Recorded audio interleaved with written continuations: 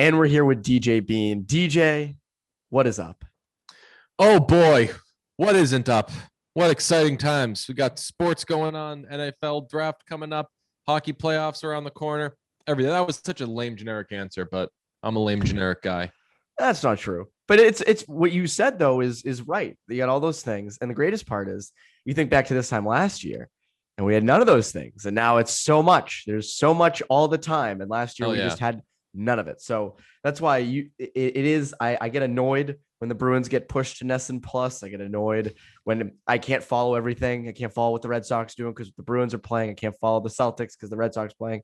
But I will never take it for granted, at least for now. I'll take it for granted in like a year. I won't take it for granted now, though. Yeah, I was doing when everything came back last year and they had the bubbles, I was doing 2 TVs in the living room and just really making a mess of my place.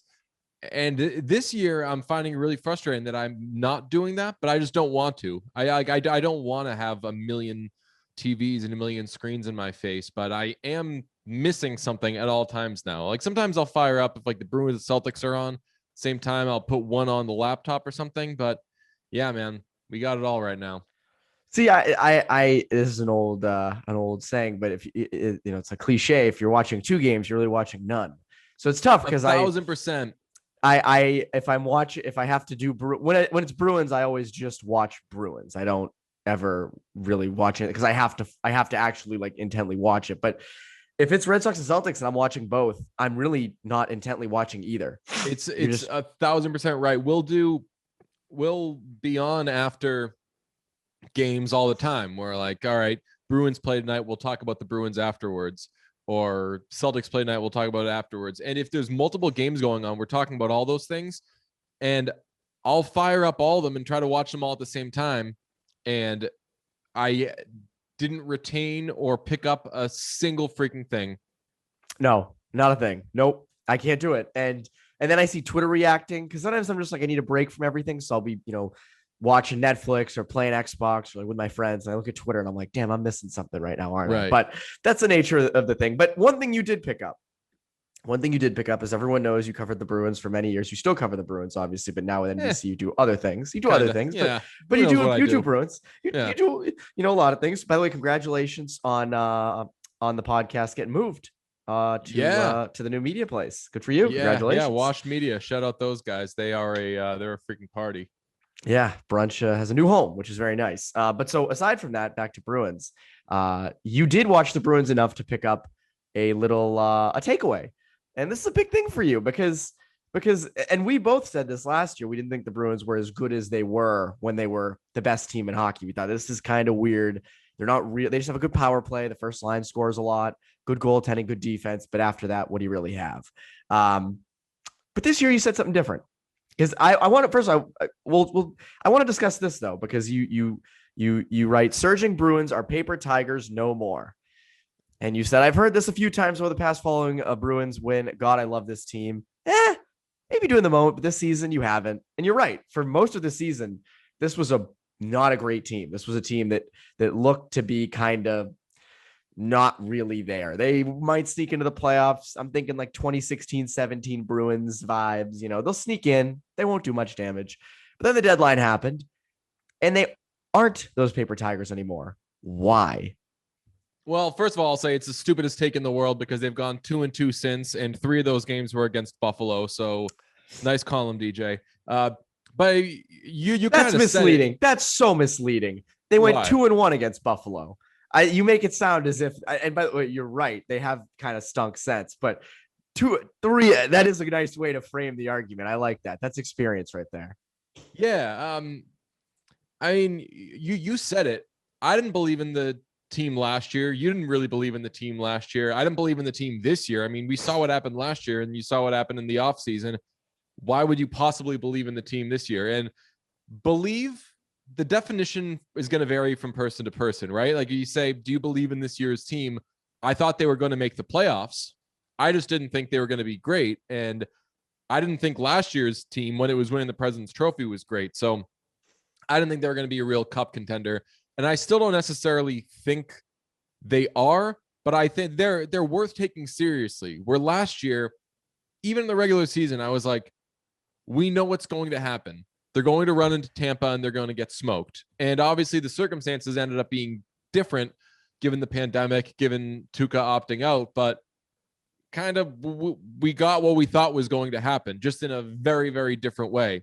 I wasn't super confident in them this year.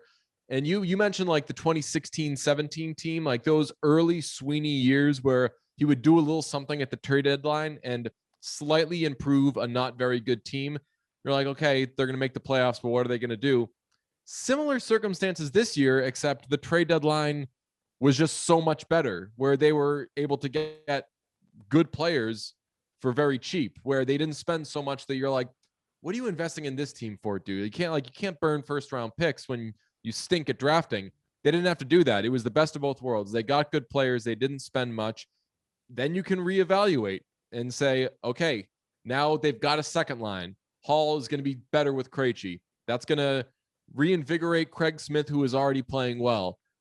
Curtis Lazar, I think, is a very underrated acquisition. I won't say underrated because Bruins fans are so freaking horny for the guy, but they should be. I'll say that the need at fourth line center was an underrated need, and one that I probably wouldn't expect them to address. I think they would be within their rights to say, Sean Kuraly is a good player, which I really think he is. He's just having a bad year, and he's good in the playoffs, so don't worry about this. The fourth line is going to figure itself out, and that can be one of the many ifs going into the playoffs, where if this clicks, okay, they'll be good. But instead, no, they went and they get Lazar in that Hall deal, and now their fourth line looks good. They have three good lines. Still have no idea what the hell is going on with Charlie Coyle and those guys on the third line, but all right, now you're cooking. You don't just have one line, you have three good lines. Mike Riley badly helps the defense, especially with guys that have been in and out. They look kind of okay on defense now, and obviously the goaltending, assuming it's Rask, but maybe it's Swayman, is really good. So now you've actually got the makings of something. So I believe in this team a lot more than I thought I would, although we saw the other night, this was the first time I checked that take. Friday night, you hear Patrice Bergeron's not playing tonight, so Charlie Coyle's going to center the first line. Oh, and your God. first thought is, well, that's not going to work. And you think they'll probably beat the Sabres, but you're like, okay, how will this look? And that is the reminder that they're not home free. They're still very much teetering on having a lot of issues. And obviously missing Patrice Bergeron, one of your best players, is going to hurt any team. But you look at the domino effect there where, okay, well, if you have to ask a lot more of Charlie Coyle in any instance this season, you're probably not going anywhere. Well, the other thing is I think it comes down to health, whether or not they're real health contenders, whether they're real cup contenders. Like, I think if at full health with that lineup, if you want to include Kosh in it, I don't know if he fits into it really. Maybe sure stick him on the third line, but I don't think he's coming back. Kosh is probably done. But if you can get Brandon Carlo back, your top four is good. It's Grzelcyk, McAvoy, Carlo, Riley. That's a solid top four. Is it better than last year? That's debatable. Krug was good. Chara obviously, was slower, but he held his own. He could face other teams' top lines. So, but you still have a top four there. And, again, your forwards have been relatively healthy this entire season. The other thing I think is important to note with that third line, because I know that's pissing a lot of people off right now, as it should, is yes, as Charlie Coyle is inconsistent, we know that he's not producing up to the level that the Bruins need him at, especially at the money he's making as the potential second line center of the future, which how you feeling about that now? But you really look at it and they're not exactly setting him up to succeed though, because you basically took the two wingers who David Krejci couldn't even really get going and stuck him down with Coyle, who's way more inconsistent than David Krejci, and said, here, have this. And remember when you signed Craig Smith and said, oh, he'll play next to Coyle. He'll be that third line right winger. That didn't really pan out, did it?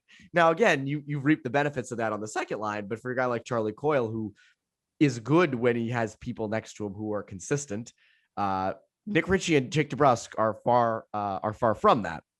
So I do think that there is a little bit of evaluation that needs to happen with this third line, where it's like you basically just took the scraps from the second line, threw them down to the third line. Now that's on Nick Ritchie and Jake DeBrusk. Like Nick Ritchie, by the way, has been producing. I don't think he's been like a bust. Jake DeBrusk, though, actually, you want to talk about a bad take? I don't know if you knew this. I picked Jake DeBrusk to be the leading goal scorer on the Bruins this year. Now Ooh, that's a bad take. I That's don't know a that take check.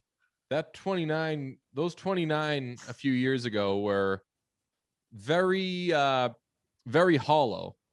Like Yes. great season, but not okay, he's going to be a 30 goal scorer now. It's a he might be a 30 goal scorer now thing where it's tough to sign him to a contract. It's a good thing you did it during a pandemic where prices were going to be low, so you didn't get locked into something crazy. But you're absolutely right on the third line, man. That is, I think I said at the time, I was like, the third line is just going to be the island of misfit toys right now, which it is. And when you're a team that doesn't have depth on the wings, that's going to happen. Like you say you're happy with Nick Krejci. He's been a pleasant surprise. Has he been very good? No, but Nick Krejci isn't very good. He's something where, all right, if you got a good third line center, hopefully he can be a solid bottom six wing. Instead, you were asking a lot of him this season, and at points he produced and at points he didn't. But again, that's Nick Krejci. We're not talking about a world beater here. And as for DeBrusk, I mean, I don't know. Maybe I got a soft spot for the Bruins, but like I don't get mad at players when they're bad. I get bummed for them. Like the way I just talked about Sean Corrali. Like I'm upset that he's having a bad season because he's been such a good player and he's been rightfully so. He's been a fan favorite. And every time I hear Bruce Cassidy throw shade at him, which is seemingly all the time, even that even when he got hit by Tom Wilson. Yeah. In the post game, Cassidy's like, yeah, I didn't think that was a bad hit. I'm like, oh man, like like this kid can't catch a break. But I'm thoroughly bummed for Jake DeBrusk. I want him to be doing well. And obviously Bruins fans want him to be doing well, but it's been such a frustrating couple of years. But at this point, you kind of shouldn't be surprised. Well, the other thing is, I think, and this was my whole thing with the deadline with DeBrusk and trading him, is like, you know that if he goes to another team, he's scoring 30 goals. Like know that if he goes to Nashville, he's going to light it up there. Like he is. And we're going to sit here and go, look at what Jake DeBrusk is doing down there. Look at all the points he's putting up. Because that's just what happens to the Bruins. So that was why I wasn't a huge proponent of like, hey, trade DeBrusk.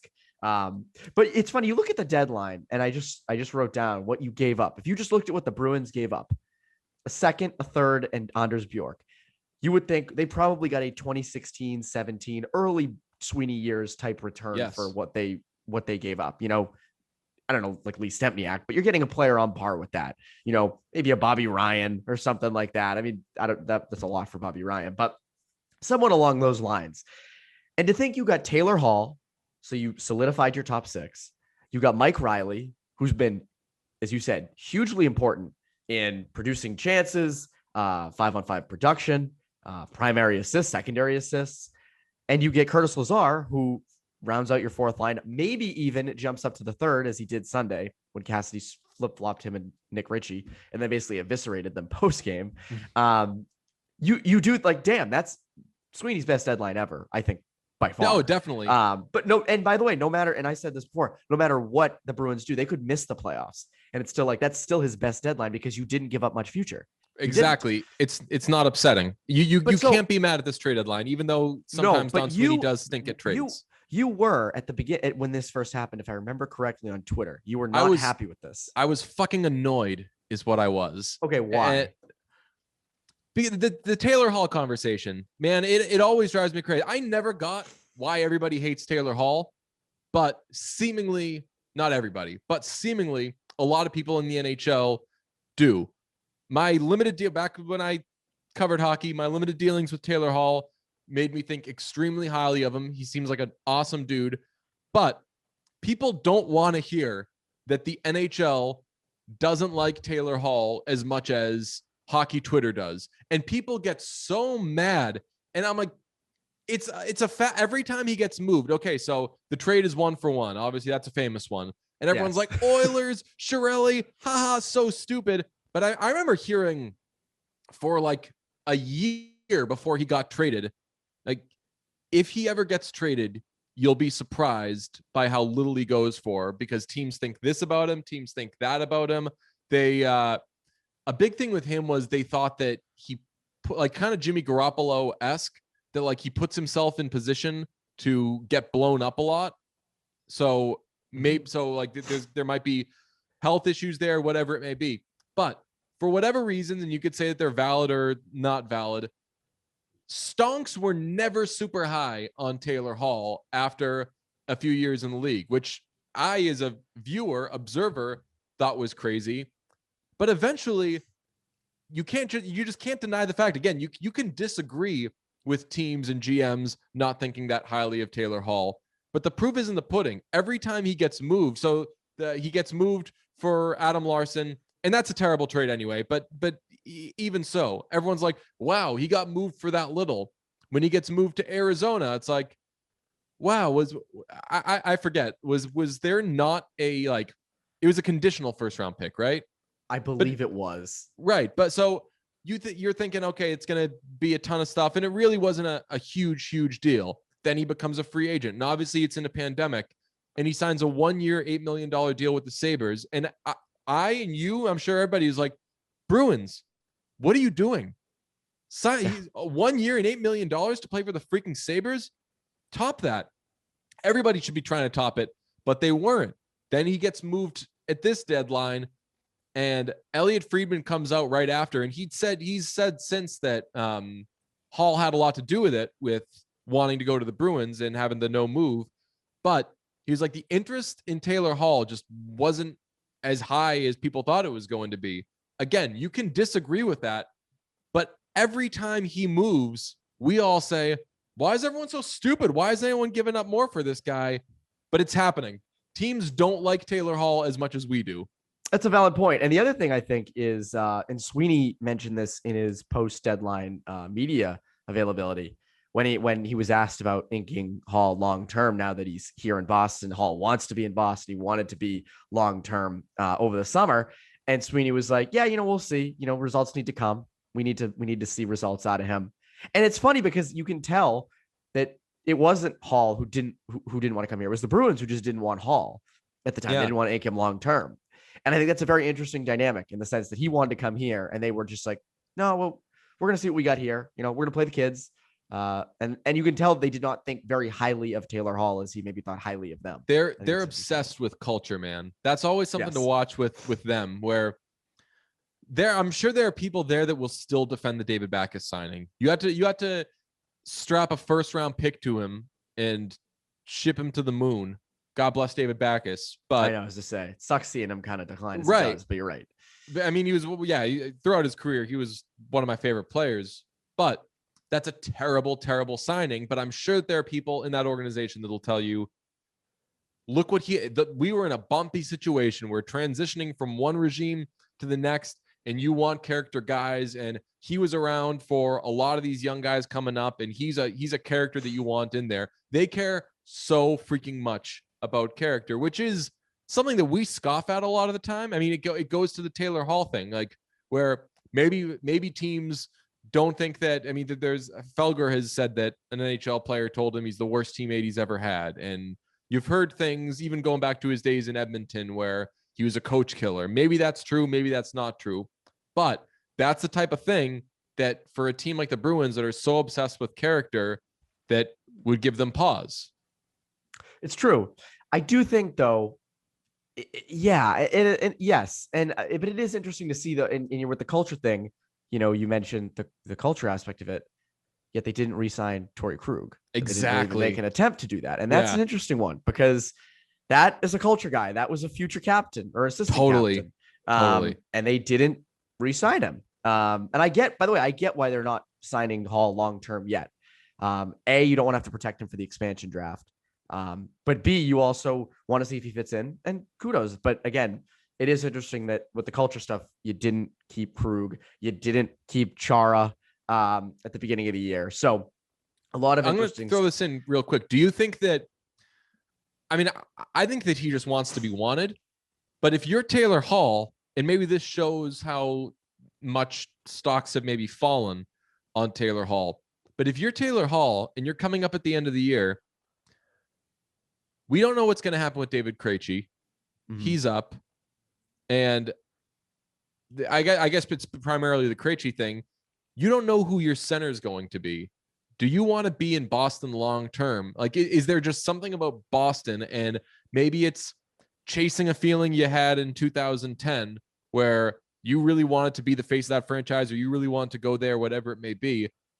If you're Taylor Hall, why would you be super excited about staying with a team where you don't know who your center is? Even if you say you sign a 4 or 5 year deal, Krejci's not going to be there for the whole time. Like, is it Krejci you want to play with? Are you high on Jack Studnicka? Are you excited about potentially playing with Charlie Coyle?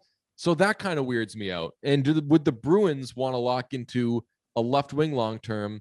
Obviously, they've struggled with finding wings over the years, but do they want to lock into, depending on how much money he costs, that when they don't know who their second line center is going to be? This is why I always supported Krug going elsewhere, because I knew that if he signed, let's say 6, 7, 8 years here, and you want to win that cup, there's a chance you miss that window. At least that we can see. Again, we didn't foresee this cup window opening.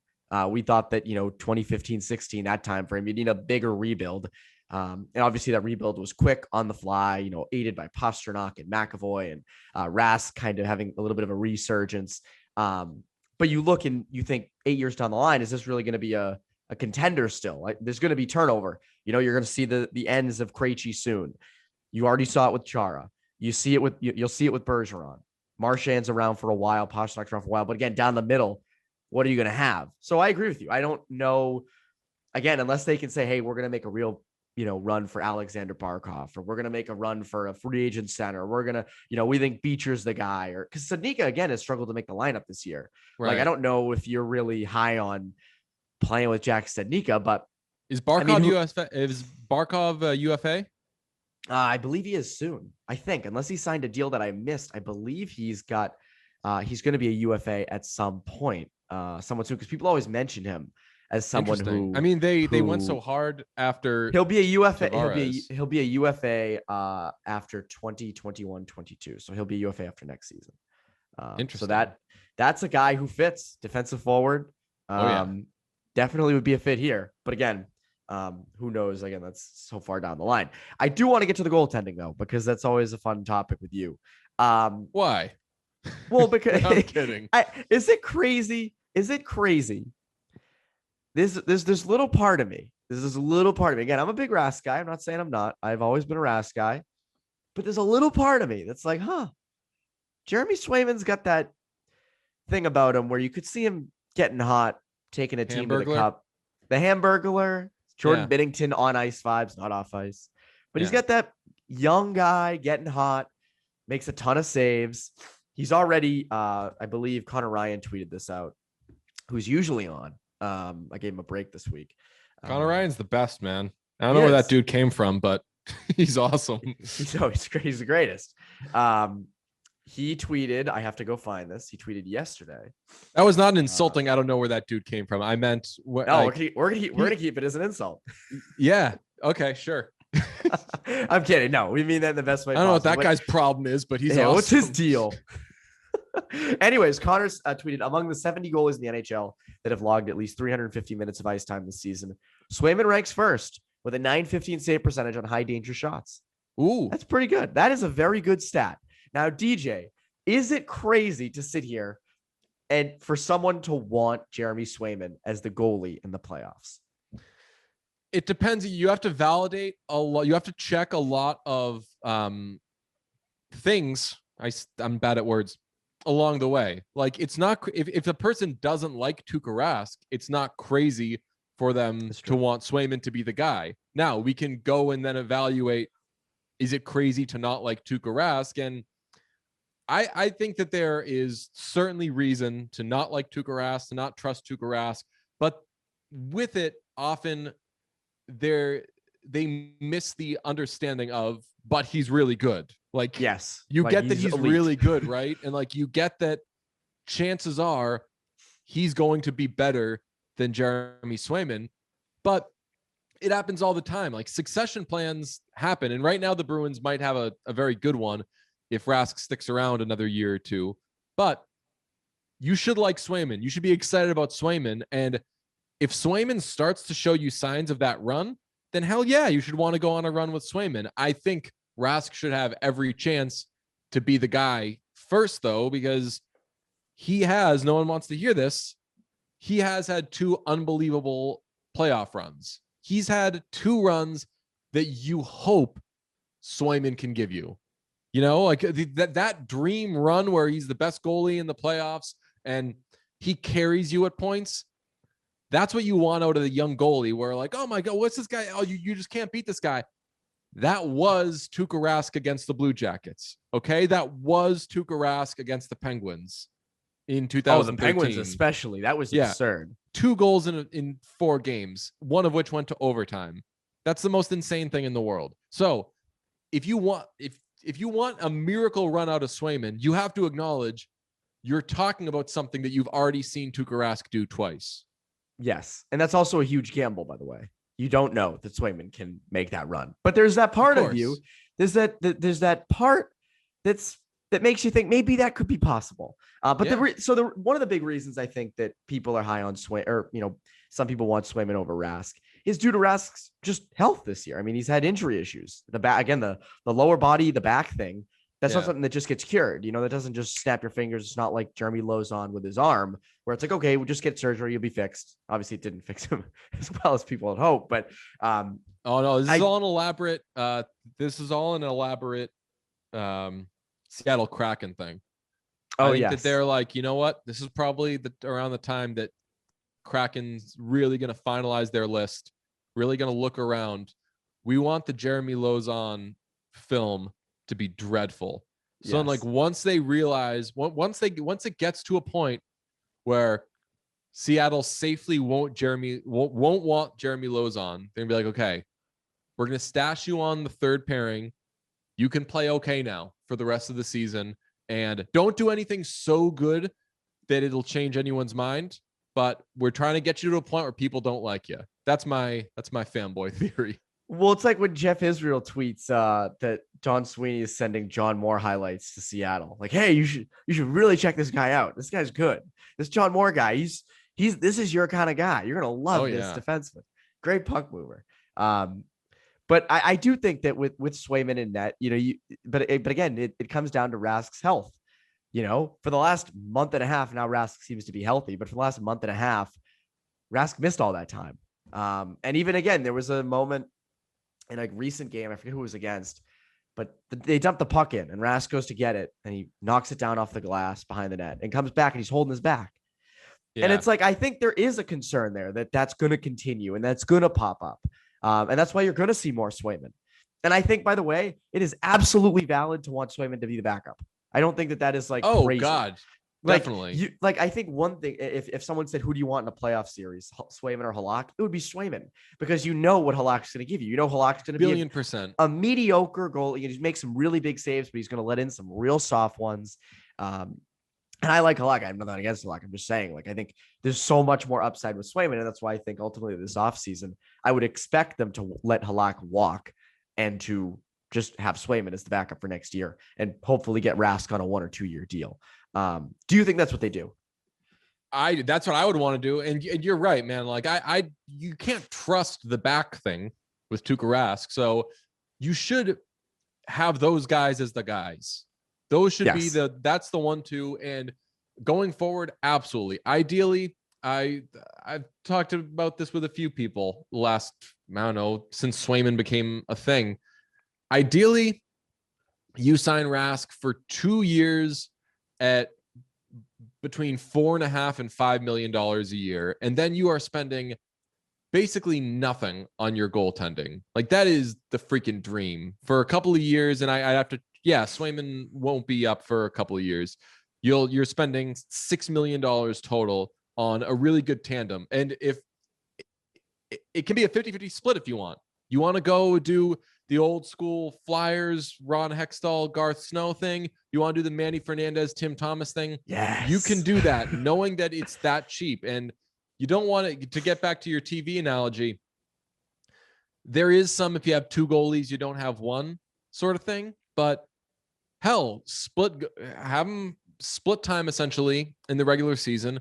And then if you want to say, okay, Rask's the better playoff goalie, obviously historically, then you go with Rask in the playoffs. Or if it's time at the end of next year or at the end of 2 years from now to say, okay, Swayman's the guy that we're going to ride, then you can do that.